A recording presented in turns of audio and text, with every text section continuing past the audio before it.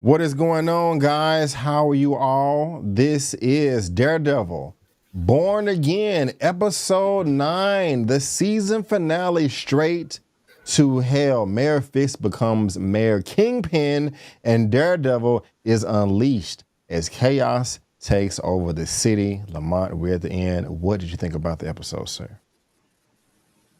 I was a little underwhelmed. It didn't really tie up everything I wanted it to tie up. I wanted to see a little bit more climax of Daredevil at the end. Overall, I enjoyed the season, but I was a little underwhelmed by this finale because it turned out to be pretty much more of a cliffhanger for season 2. You know what? I do agree with you there because when we were in episodes 6, 7, and 8, I was wondering where are they going to go with this season. Now, I will add that by the end of this, I was satisfied, but I had to be patient. And at this point, I am very afraid of Vanessa and Kingpin of Fisk. They are horrible. They are demonic. They are evil. I mean, my goodness gracious, like it's just this is next level. And I was saying to myself, okay, yeah, this is more of a cliffhanger, but to me, this is kind of like a street level of Avengers Infinity War, where the bad guy does win. Okay. They've killed everybody that's in their way for the most part. They got control over this, control over that. They have all of their adversaries locked up in cages down in the basement, who were talking a bunch of trash early in the season. So, we see who got the upper hand here. And so it is a cliffhanger. I do look at it as though the bad guys won round 1, kind of like how Thanos won round 1, and we're going to get, of course, round 2 in the next season. I mean, that would be a sin if we don't see what happens next. I wonder who he's going to recruit because they said they have an army. The Defenders, is Luke Cage and all of them going to come through? I don't know. We're going to see. We're going to talk about that. But also something that came to mind, Lamont, is this: prior to this season, debuting on Disney Plus, it was speculation that this was going to be 18 episodes. And then Kevin Feige looked at everything, wasn't really satisfied, and they started over. After seeing this, I feel like that's still the case because we got 9 episodes with this. And if we see what happens next, that's another 9. Last time I checked, 9 plus 9 is 18. So I don't know what to believe, but I'm not mad at you for feeling the way you feel. It wasn't the greatest thing ever, but it wasn't bad. I was satisfied. Fisk, again, is a monster. But how did we get there? Oh, Sheila. Dun, dun, dun, dun, dun, dun, dun, dun, dun. I know you've heard that song before. It is a classic. It be jamming. What happened with Sheila, man? I don't know what I like. I like Sheila. I thought she was going to be on the good side, but she may have creeped over on the evil side and leaked that tape for Fisk. Was that her that was actually making the recording? Because we didn't actually see her hand the tape over to Fisk. He was listening to it, and she was in the hallway or outside the office just scared, like, oh my gosh, this man is doing whatever the hell he wants. Could it have been somebody else that recorded that conversation right there? We know it wasn't Gallow. What did you think right there, man? And did you see that coming? Are you disappointed? Are you happy? Or you knew Sheila was a backstabber? Like, what's going on? How you feeling about that? If Sheila did it, I'm very disappointed. And based on the way she was hovering outside that door, almost crying, you kind of got to think that she did do it. And then you can interpret that crying as 2 things. It could be that she's crying because she handed over the tape to Fisk and he's about to kill Commissioner Gallows. Or it could be that she's crying because she in fear of her life that somebody recorded that and handed it to Fisk. I believe in my heart that she is really a good person. So I'm going to assume that she didn't hand over the recording, and that she was more so afraid that she's dealing with monsters. And I just want to know, what is she going to do? Because if she did, I'm highly disappointed because I thought better of her than that. Yeah. Yeah, man, I would be highly disappointed too. That would just suck. I would love it in the next season, chapter 2 or chapter 5. Since this is a continuation of Netflix. If she's the one that saves the day, because the mayor, not the mayor, but the commissioner Gallow did say, well, hey, I'm going to go take this to the governor. And it was some other, the Supreme Court. I forgot exactly what he said. What if she is the one that, makes that trip or makes that phone call or whatever, I'm really eager to see what's going to happen there. But I like Sheila, man. It would be really disappointing to see her go, excuse me, I'm sorry, to see her go over to the dark side. So hopefully that's just not the case. But I'm glad that she's still alive. I really am. Somebody else that's still alive, I want to go ahead and get her out the way. It's Heather. Heather joins Team Fisk at the end. And Lamont, he rolled his eyes right there. I still feel that Daredevil, man, should have told her in the hospital, like, babe, I'm Daredevil. I'm the vigilante. Oh my God, that makes so much sense now. Okay, you really do know who Fisk is. What are your thoughts on Heather, man, and her being recruited as the commissioner of mental health for the city of New York under Fisk, Mayor Fisk? My thoughts is this is another one of those situations where I told y'all when we first seen Heather that we probably couldn't trust her. I can recall 3-4 episodes ago, B. Avery asked me the same thing, should he had told her? And I said no, because we don't know which way it's going to go. And I always felt like Karen was going to come back and something was going to have to happen so that Matt could be uncoupled from Heather. And that was in the back of my mind when I was making those rationales, and it came to fruition. I think deep down on the inside, Heather is a bad girl and she hates vigilantes. And what is Kingpin offering her? He's offering her the opportunity to psychoanalyze quote unquote vigilantes. And there's no telling what kind of mind game she's going to play with everybody he's got in them cages down there. Yeah.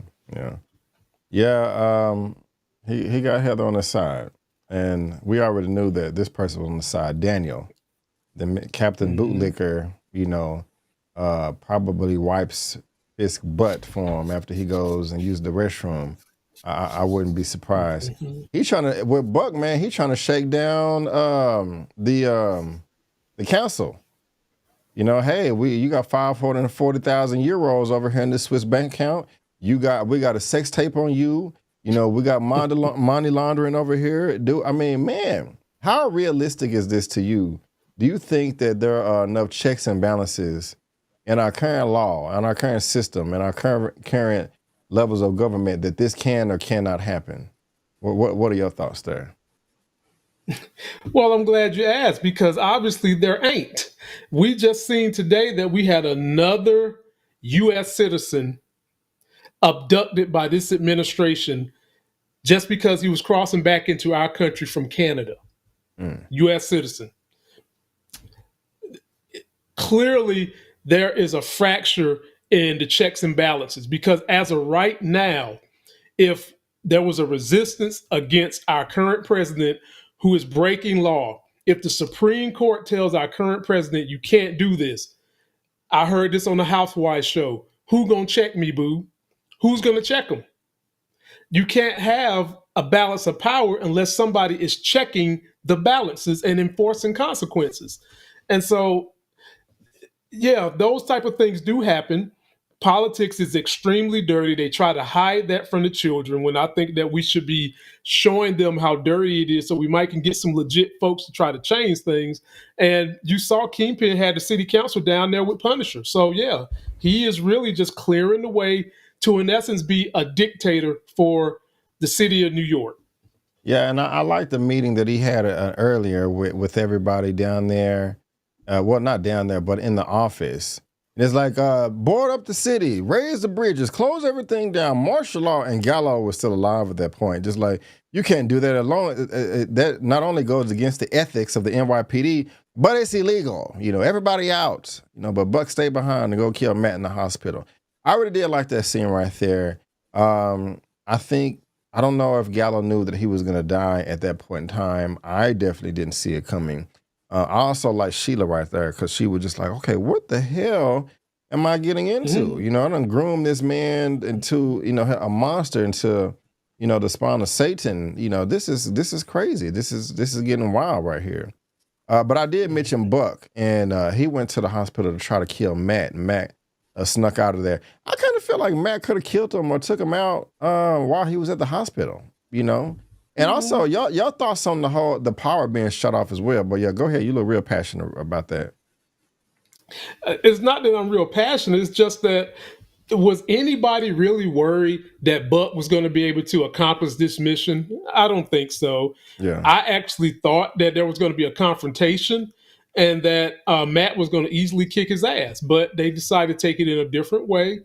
And are we not getting tired of the power out trope that we use in movies? Can't we do something else? Can't we have some kind of ransomware take over the local power and shut down your building? Because all hospitals have generators. So if you shut down the main power to the hospital, generator comes on by a computer. Let's have some ransomware do that instead of it being we take down the lights in the whole city area. But I would have liked to have seen Matt kick his butt. But I guess, it was better for the writers to put it where Matt was able to escape in the middle of the night, blind dude in a nightgown with no socks on, made it from the hospital to his home. There you have it. Yeah, and he did do that. And it's interesting how they would try to cover that up. Like, what did they send the cops there to do? They didn't send them there to take out Daredevil, even if they did know. They sent them to take him out Matt. But Matt is in the public eye of the person that saved the mayor from being assassinated. Mm-hmm. So what would the optics look like that if he just ends up dead in his apartment? Am I missing something there? Or what do you think? Well, with Kingpin being a dictator, they could have easily had said that he died at the hospital while the power was out. That was the original plan. You're right. I'm tripping. That's an easy fix. Yeah, that was the original plan. They could have just said the same thing if they would have got him at the house, but they got to the house and got that butt cut. Got a rude awakening when they got to the house because somebody had made a call to give Matt some help. Yeah, man. I really did like that. It seemed like Punisher was ready to die. Like he just didn't care if he made it out of there. Mm-hmm. I mean, we know he's ruthless and he's very resourceful, but it seemed like he was kind of careless right there. I mean, he actually got shot in the chest or the torso once or twice, and that would have hit him in the wrong spot. That could have been all she wrote. So, but I mean, he did, I don't know. I guess he just didn't give a damn. Just every movement, but. I gotta get me some Daredevil excrement sticks like that, bro. Like, where can I get them, Lamont? Like, no, but what did you think about the scene though? Oh, I thought the scene was Punisher-esque. He didn't like them having bullets with his face on it. He was in there kicking ass, taking names. Matt was kicking ass, taking names. Matt didn't want him killing anyone. But Punisher said, this is what I do. I kill people. And he was taking mofos out left and right. But I agree with you 100%. The way he was taking shots, he got one in the shoulder that just like, oh, God, dude, I'm surprised you was able to stand up to that. But he did. And then we seen why he's able to stand up to some of this stuff, B. Avery. The man takes painkillers like he's popping Tic Tacs. No water, no nothing. And you know how bad painkillers taste, and he's sitting up there chewing on them. Man, dude, he's constantly high. So they say when you got some high folks, they get really, really strong and don't feel nothing. He ain't feeling nothing. And he got Swiss cheesed up. This is true, man. This is true. While that was nice, I don't know what he was trying to accomplish at the end though. When he was listening on the PA system on the radio, the walkie-talkie, he's like, "All right, we wasn't able to get Matt, and but Daredevil and Punisher got away. Everybody fall back to Red Hook, Red Hook, Red Hook, Red Hook." Punisher just shows up by himself. Like, I know you didn't think he was just gonna kill everybody there, man. I mean, he took a few out, but that's just because they was using non-lethal weapons because they wanted to talk to him. And put him up as the ringleader, but that didn't really make sense to me. Like, what is your reason there? Can you make sense of that? What he was trying to accomplish, his goals or whatever? His goal was Karen called him out. Karen basically said, "I know you care." We've got a love triangle going on between Matt, Karen, and Punisher. Punisher likes Karen. Karen likes Punisher. And when someone you love calls you out, you typically tend to rise to the occasion. He knew exactly where they were going. And so, in some sense, I feel like he went there to kind of protect them because Matt is not at 100% full strength right now. And Punisher does care about Karen. So I think a lot of that, what he did was out of motivation from Karen. And when he got there, it was just so overwhelming. He couldn't take out everybody by himself. And of course, Punisher is not about to be down with crooked cops. No way. Yeah. I mean, I feel you as far as you saying they, excuse me, that Karen called them out. That makes sense, but I just was like, okay, buddy, you need to abort mission. You're not gonna come out on this. Take one or two out and then exit stage left. But no, he was still going in full speed. So I don't know that I could have worked a bit better to me. But it There didn't. was no way he was going to win that, BA, because Yeah, it was dudes standing in the rafters. It was yeah, a group of dudes in front of him. Everybody had riot gear on and shields. There was no way he was going to win that. And so a part of me agrees with you here again. He's acting suicidal. yeah. And you even heard him give a speech about they don't know the pain he's going through, what's in his head. And so, on some level, I think he went there to get some pain too. I ain't mad at that. I ain't mad at that. We also found out, why Foggy died. It's because, of Yeah. course, it was Poindexter, but Vanessa hired him a year ago. That's Mhm. because he was dipping his hand in a trial that was going to shed some unwanted light on her case, man. And the way that she manipulated Poindexter was just really, telling on how evil she really is as well. I mean, she's smart as crap. Smart as crap. Y'all don't know what I'm trying to say, but I'm just trying to say that she's smart. I like the way that she's able to move and her craftiness, man. But that's just that's messed up right there. And Foggy does deserve justice. But how are you feeling about that reveal? Did that work for you? Were you like, oh my God, I saw the thing coming from a mile away? I didn't see it coming from a mile. I think I saw it coming from probably about 10 miles. And Vanessa is a force to be reckoned with. She would not have cared if Poindexter would have killed Kingpin.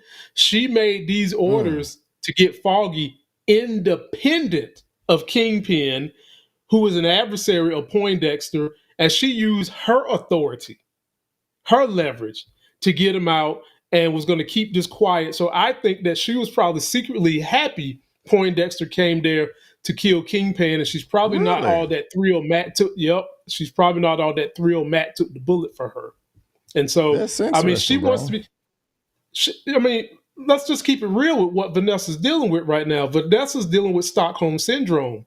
She's with Kingpin because of the accoutrement. She don't really want to be there. She loved that hippie that they had hostage that she killed. She's with Kingpin because of some sick Stockholm syndrome. I love being close to power and having this money type of situation. He doesn't have her heart. And she would not have been mad if Poindexter would have took out Kingpin.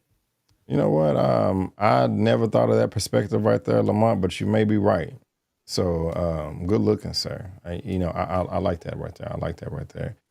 What was I going to talk about? I want to wait on that death. I forgot what I was gonna. Well, we can talk about it. What about Gallow and the way that he went out? Damn, that was pretty graphic, pretty tragic. He just wanted to go home. Mario, take me home. He just wanted to go home, get undressed, take a shower, a bath, eat some food, and wake up the next morning to go talk to the governor. But no, not only was he taken out, it was the way he got there, bro. The rookie that was, Gallo been there well before Kingpin. I don't know if Gallo was rude to the rookie, like, you piece of crap, you're not going to make it through basic training. And this is some type of payback, but bro, he takes him out. They take him to that site. Kingpin is having a little powwow huddle. All right, I'm gonna take him out in 3. 1, 2, 3, go. Smashes his head, bro, like a pumpkin. Wow, you could have just shot him. Lamont, what was your thoughts when you saw that, bro? What was you thinking? I felt like they could have had the head smashing done a little better. I didn't like that it smashed and it looked like the jawbone twisted. if you're going to do it with Kingpin using the Iron Claw, a wrestling move that they used to use back in the 80s, go ahead and let the head smash like this. Don't let it do some twisty doohickey. I didn't like that part, but I felt like what Kingpin was doing, he was giving a show of force that he's not just someone that can push the pin, but he is someone who is strong enough that if you mess with me, you're going to have a fight on your hands. And, that's what dictators do. They try to show some form of force so that others follow, because most people that follow dictators, they're not free thinkers. They're not critical thinkers. They're just followers. You feed me, you tell me what to do, I'll punch the clock and I'll punch out. And Kingpin showed them that not only can he stroke a pen to get what he wants, he can also crush a head with his hands. This is true. These are facts. That was disgusting, man. I was just like, golly. And they just Bare sat there and hands. looked at, a few of them turned up their face. Even the rookie almost threw up, but that was crazy. I don't know what's worse, that or the other season where he slammed the guy's head in the car door. Y'all let us know what y'all think. But we also found out what they're into, man. There's a free port from 1855 or 65, and there is no jurisdiction in the United States or the country. How does that happen? And they're going to be, moving billions of dollars through that, man. A city-state, Lamont. I know you got something to say about that. You actually predicted this too, like a few episodes ago. Mm-hmm.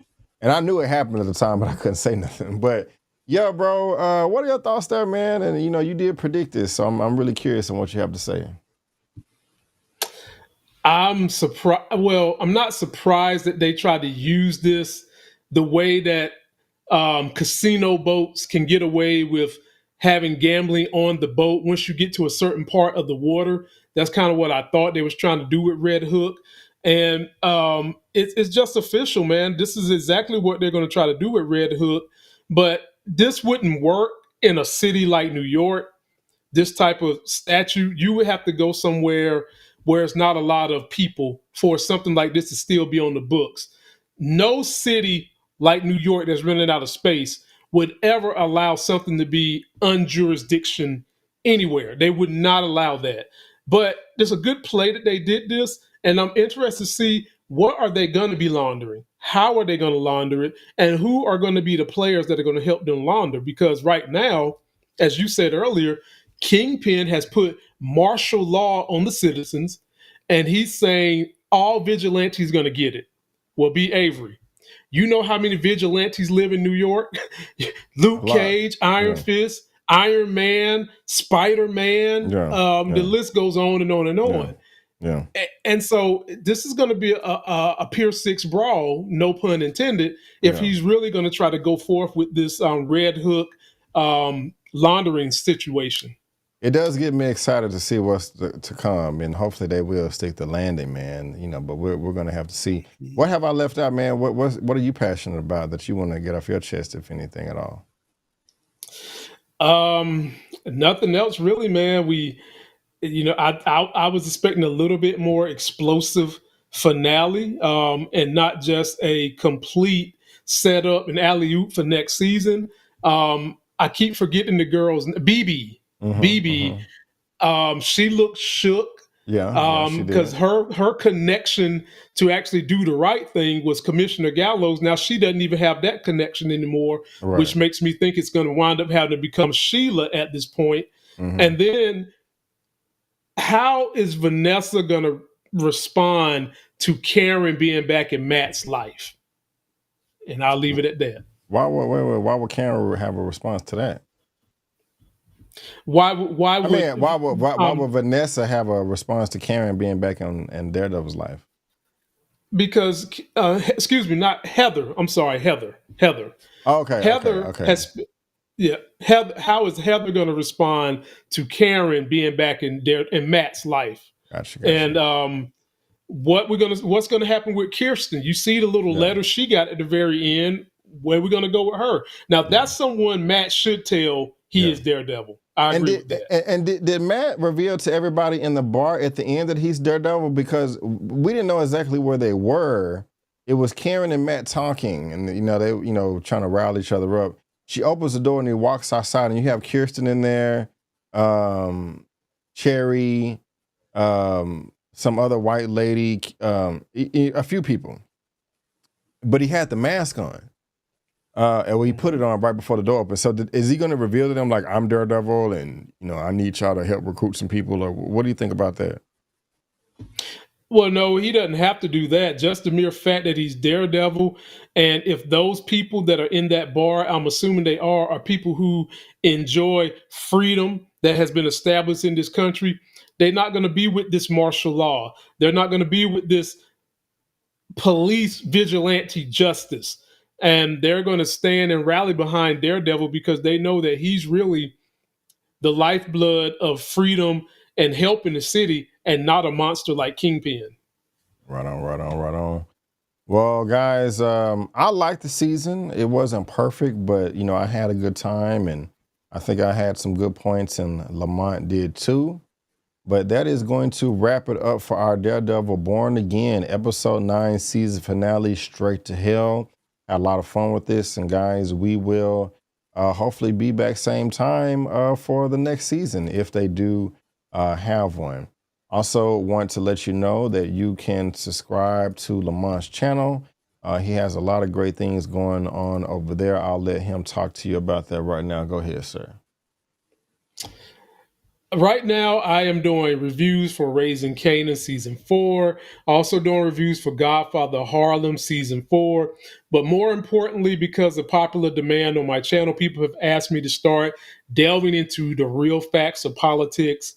And I'm the type that cites my sources, give you the opinion with the cited source, and really get on the whole for how we can try to save democracy and help folks understand what they can do to resist us being put under a Kingpin style martial law from the dictator in chief we currently have. And none of this is of Brandon Avery's opinion. This is all mine.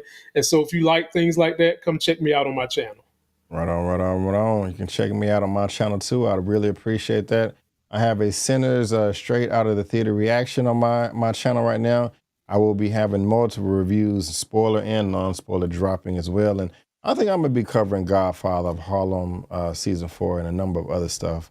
You're just going to have to subscribe to find out. But ladies and gentlemen, boys and girls, we just want to thank you so much for tuning in. And before you get off again, I'm B. Avery. That's Lamont, and that's just our opinion.